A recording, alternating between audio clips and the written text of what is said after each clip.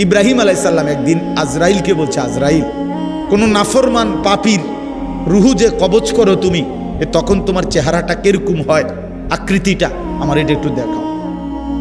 হযরত ইব্রাহিম আলাইহিস সালামকে আজরাইল বলছে, আল্লাহর কসম হে নবী, আপনি সহ্য করতে পারতেন না, আপনি এটা দেখতে চাইেন না। ইব্রাহিম আলাইহিস সালাম বললেন, না, আমার একটু হলেও দেখাও।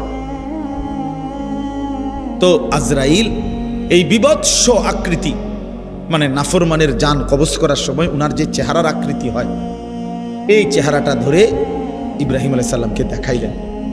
বিশ্বাস করেন, এই কিতাবে আছে, ইমাম কুরতুবীর কিতাব। ইব্রাহিম আলাইহিস সালাম একটা চিৎকার মাইরা বেহুশ হয়ে গেছে।